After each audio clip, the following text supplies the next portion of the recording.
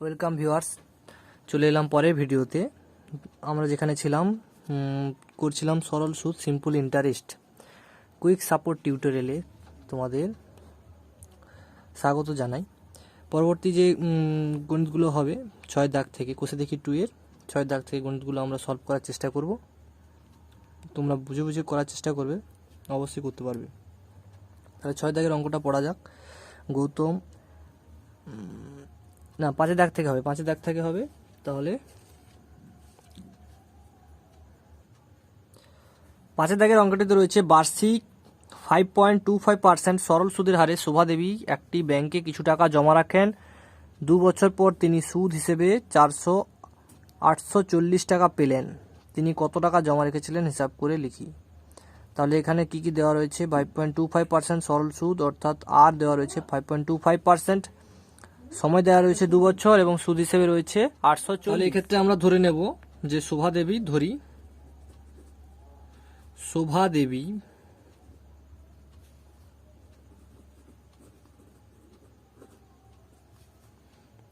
P টাকা ব্যাংকে জমা রেখেছিল, পি টাকা ব্যাংকে জমা রেখেছিল, পি টাকা ব্যাংকে জমা রেখেছিল।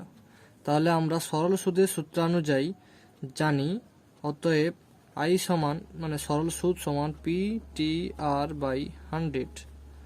সেক্ষেত্রে সরল করে নিলে আমরা কার মান বের করতে হবে? পি এর মান। তাহলে পিটাকে এই পাশে নেব, পি সমান আই ইন্টু 100 বাই টি আর। এবারে এইগুলোর মান বসিয়ে দিতে হবে। আই এর মান দেওয়া রয়েছে বইতে, দেখো আই এর মান দেওয়া রয়েছে 840। তাহলে 840 ইন্টু 100 বাই টি আর। টি এর মান কত? 2 বছর।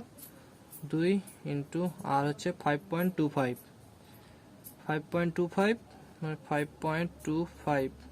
এই দশমিকটাকে তুললে এখানে 100। এবারে কাটাকাটি করলে হবে 5 2 10, 5 0 0, 5 1 5, 5 5 25, 5 2 10, 5 1 5, 5 4 20, 21, 21 4 84, 4 1 4 2 8 মানে 40, কাটলো 2 2 4, কাটলো 4 2 8। তাহলে কত হচ্ছে? 4 2 8 আর 3টে 0, 8000 টাকা। তাহলে তার ওখানে অতএব দিয়ে লিখে নিতে হবে। অতএব শোভা দেবী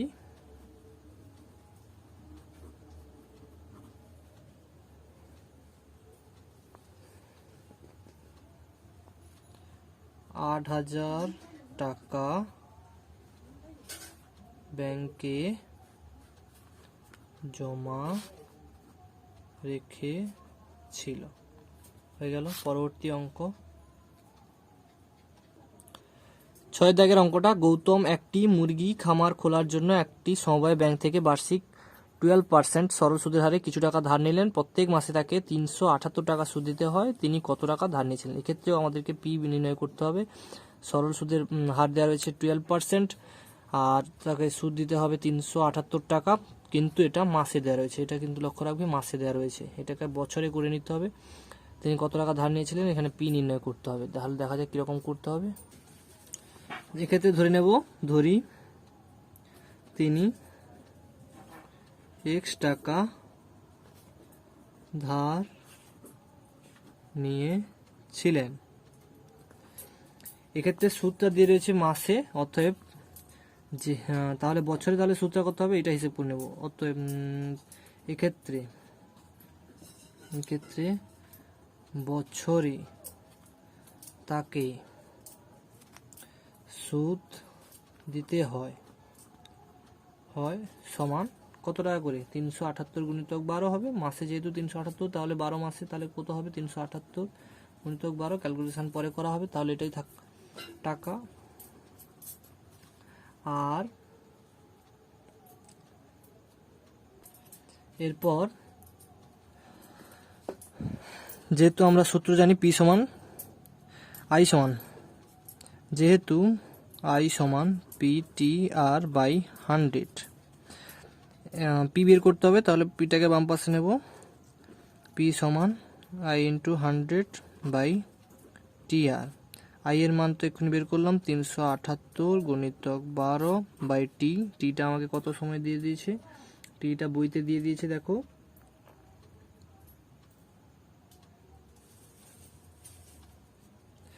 টিটা বইতে দিয়েছে বলতে প্রতি মাসে, তাকে প্রতি মাসে এই টাকাটা দিতে হয়। আমি এটা বছরে হিসাব করে নিয়েছি, যেহেতু এটা বছরে অর্থাৎ 1 বছরে এই সূত্র, তাহলে এখানে টি এর মান কত হবে 1 ইন্টু আর, আরটা 12%,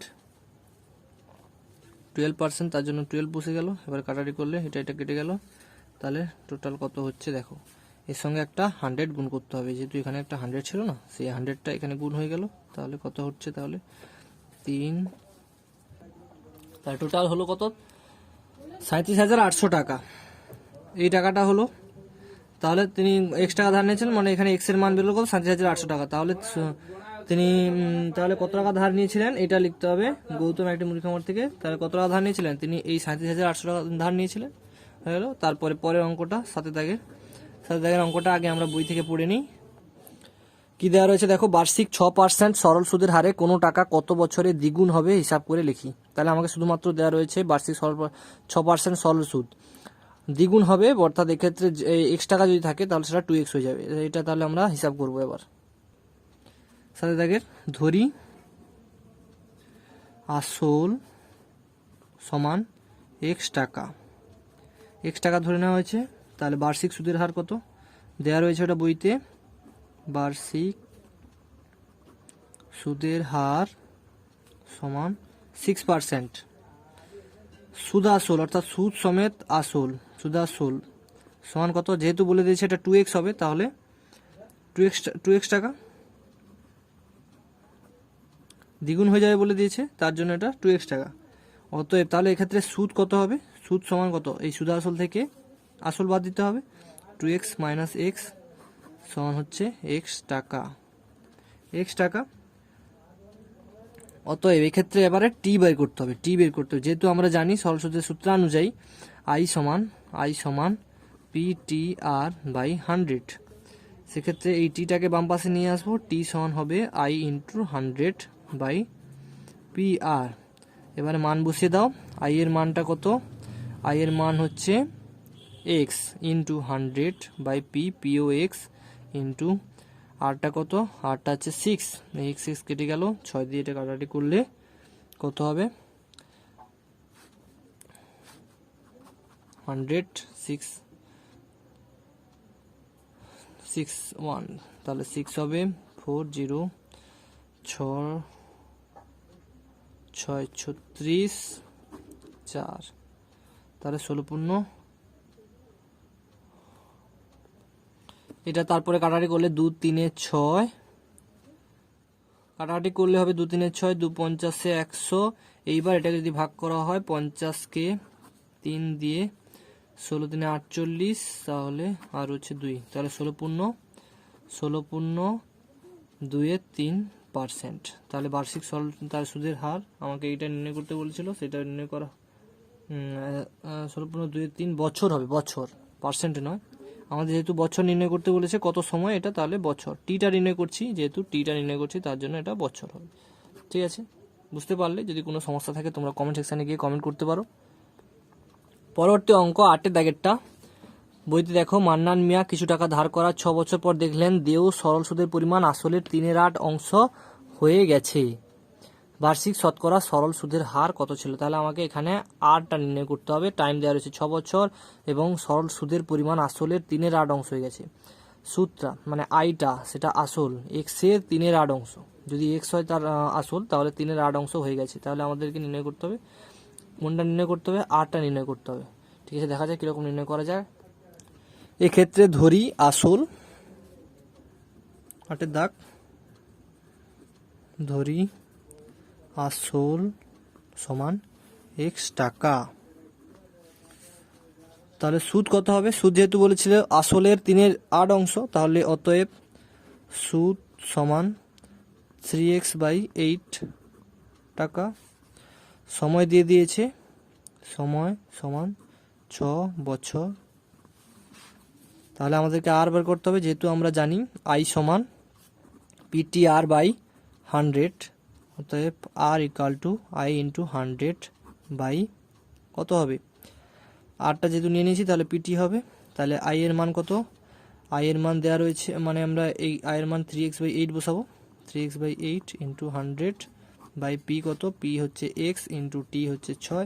তাহলে এটাকে যখন সলভ করতে যাব তাহলে 8টা নিচে চলে আসবে, 3x ইন্টু 100 বাই হচ্ছে 8 ইন্টু এক্স ইন্টু 6, এক্স কাটলো, 3 2 6, 4 2 8, 4 2 8, 4 5 20, 25 4 100। তাহলে শেষ পর্যন্ত কি দাঁড়াচ্ছে, এটা 4, হ্যাঁ এটা তো 4 2 হয়েছে, 4 2 8, তাহলে রয়েছে 25/4, 25/4 সমান 4 6 24।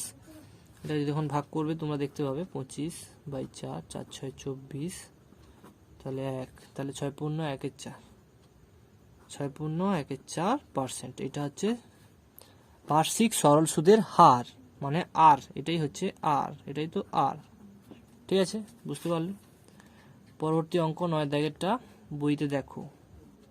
9 দাগেরটা একটি সমবায়, কৃষি সমবায় সমিতি তার সদস্যের বার্ষিক 4% সরল সুদের হারে কৃষি ঋণ দেয়, কিন্তু ব্যাংক থেকে টাকা ধার করলে বার্ষিক 7.4% হারে সরল সুদ দিতে হয়। একজন কৃষক যদি ব্যাংক থেকে টাকা ধার না করে সমবায় সমিতির সদস্য হয়ে সমিতি থেকে 5,000 টাকা কৃষি ঋণ নেন, তবে তার বছরে সুদ বাবদ কত টাকা বাঁচবে হিসাব করলে কি, তাহলে এখানে আমাকে হিসাব করতে হবে এই 5,000 টাকা 4% হারে কত সুদ আর 7.4% হারে কত সুদ, তার ওই দুটো বের করার পরে ডিফারেন্টটা নির্ণয় করতে হবে, অর্থাৎ কত টাকা আমাদের এখান থেকে, মানে এটা কত টাকা বেশি দিতে হচ্ছে বা কোনটায় কত টাকা কম দিতে হচ্ছে, এটা ডিফারেন্টটা নির্ণয় করলে পেয়ে যাবো আমরা কত টাকা তার বাঁচবে বছর, এটা আমাদের নির্ণয় করতে হবে। ঠিক আছে, এবার খাতায় দেখা যাক। এক্ষেত্রে আমরা লিখব কৃষি সমবায় সমিতির, কৃষি সমবায় সমিতির 4% সুদের হারে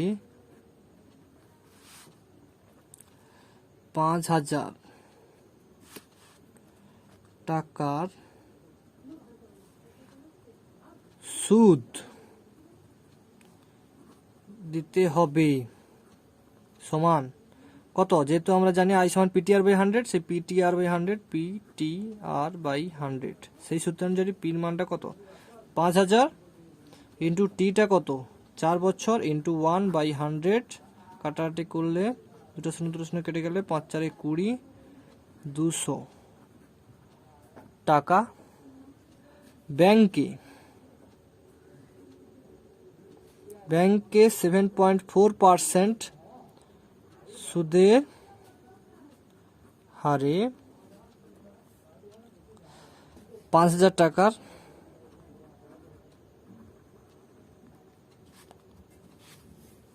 বছরে সুদ দিতে হবে, সমান কত হবে, ওই একই সূত্র, পিটিআর বাই 100, 1 2 3 ইন্টু টিটা কত 4 বছর, হ্যাঁ পিটিআর বাই 100, যেহেতু টিটা 1, আরটা কত 7.4/100। এবার কাটাকাটি করলে এটা এই 50কে 7.4 দিয়ে গুণ করে, তাহলে এটা কত হচ্ছে 5 20, 0 হাতে 1, 5 7 35, 2 37, এখানে একটা শূন্য, তো কিন্তু দশমিকের জন্য একটা শূন্য কেটে যাবে, তাহলে কত হবে 370 টাকা। অতএব তাহলে আমাদের এখানে কোনটা হচ্ছে, একটা 370 টাকা, একটা 200 টাকা, তাহলে তার কত টাকা বাঁচবে, এটা ডিফারেন্স, 370 থেকে 200 টাকা বাদ দিয়ে দিলে হয়ে যাবে। অতএব কৃষকটি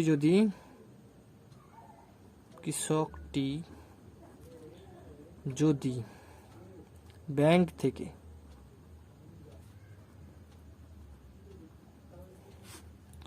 না নিয়ে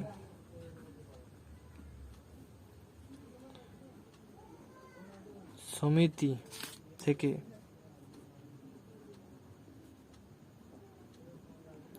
ঋণ নেয়, তবে তার, এটা বিয়োগ করতে হবে, 370 - 200 সমান কত হচ্ছে 100। 70 টাকা বছরে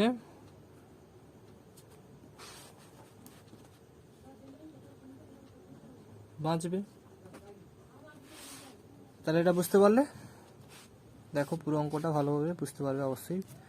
কৃষি সমবায় সমিতি থেকে 4% সুদের হারে 5,000 টাকা সুদ দিতে হবে, PTR/100 করে 200 টাকা। তাহলে সমবায় সমিতিতে সুদটা নির্ণয় করে নিয়েছি। তারপর ব্যাংকে 7.4% সুদের হারে 5,000 টাকার বছরে সুদ দিতে হবে, এটা নির্ণয় করেছি 370 টাকা।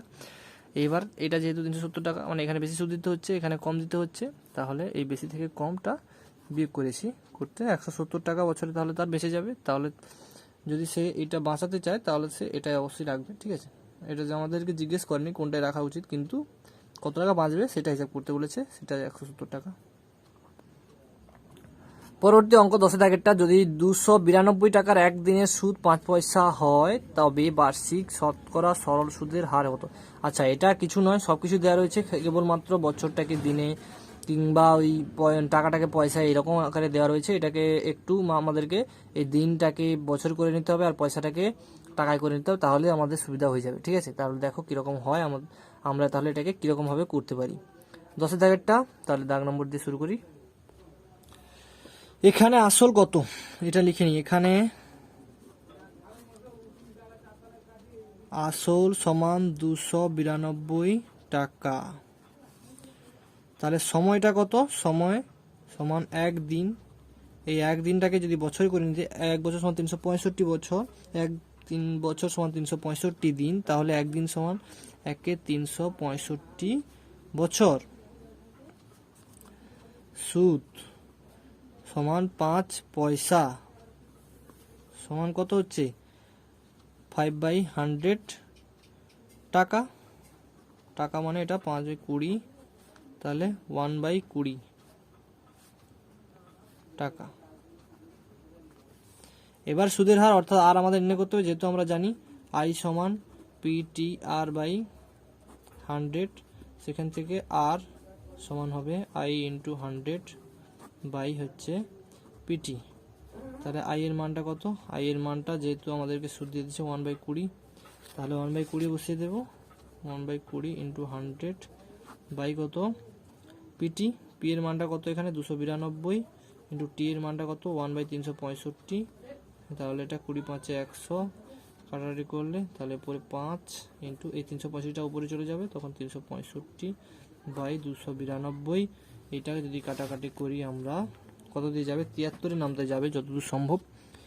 হ্যাঁ, 5-এ 73 5-এ, আর এটা হবে 4-এ। হ্যাঁ, কাটাকাটি গেলো, তারপরে 5×5 25/4/4% সমান এটাকে 4×6 = 24, 1/4%। তাহলে এটা হলো 6.1/4%। এটা হবে উত্তর।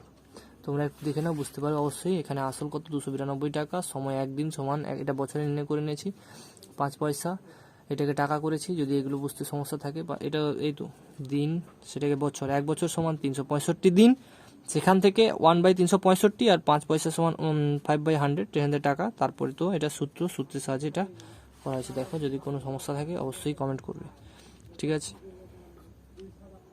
পরবর্তী অঙ্ক 11 দাগেরটা দেখো তোমরা, বার্ষিক 8% সরল সুদে কত বছরে 6,000 টাকার সুদ 168 টাকা হবে, হিসাব করে লিখি। কত বছরে, মানে আমাদেরকে টাইমটা নির্ণয় করতে হবে। আর দেওয়া রয়েছে, টাকা দেওয়া রয়েছে, পিটা, তাহলে সুদ দেওয়া রয়েছে, শুধুমাত্র আমাদেরকে টিটাকে নির্ণয় করতে হবে। এটা একেবারেই সহজ, তোমরা এই সূত্রের সাহায্যে বসিয়ে দিলে মানগুলো সহজেই পেয়ে যাবে। দেখো তাহলে কিভাবে করা যায়।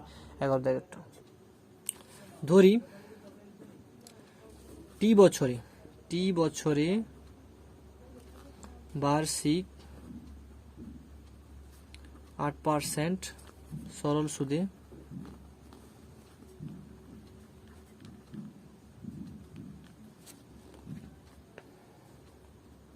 হারে 600 টাকার সুদ হচ্ছে কত?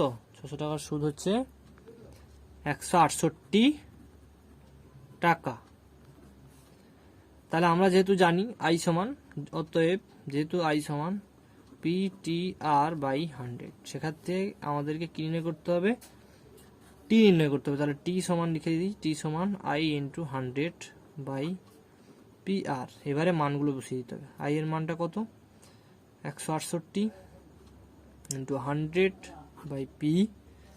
পি এর মানটা কত, 600 ইন্টু আর, আর কত 8, কাটাকাটি করতে হবে, কেটে দিলাম, 8 দিয়ে 16, 8 দিকে 8, ঠিক আছে 6, 3 দুগুণে 6, 3 7 21, ঠিক আছে কাটাকাটি হলো। তাহলে এই 7/2, 7/2 কত বছর, মানে এটাকে পূর্ণে ভেঙে নিলে 2 3 6, তাহলে 3 পূর্ণ 1 2 বছর। ঠিক আছে, বুঝতে পারলে? অঙ্কটা দেখো, অবশ্যই বুঝতে পারবে। টি বছর বার্ষিক 8% সরল সুদের হারে 600 টাকার সুদ এত টাকা, তাহলে আই সমান এত, টি সমান, এটাকে ক্যালকুলেশন করা হয়েছে, জাস্ট আর কিছু নয়। 7/2 বছর, 3 পূর্ণ 1 2 বছর। ঠিক আছে, তাহলে আজ এই পর্যন্ত। Thank you watching this video. অবশ্যই তোমাদের যদি একটু হলেও যদি সুবিধা আমি করতে পারি, তাহলে অবশ্যই তোমরা এটাকে সাবস্ক্রাইব করে রাখবে। ঠিক আছে, পরবর্তী এটা ফলো করতে থাকলে পরবর্তী সময় তোমরা পরের যে গণিতের ভিডিওগুলো অবশ্যই পেয়ে যাবে। ঠিক আছে, তাই সাবস্ক্রাইব করে রাখবে, অবশ্যই লাইক এবং শেয়ার করে দেবে। ঠিক আছে, ধন্যবাদ।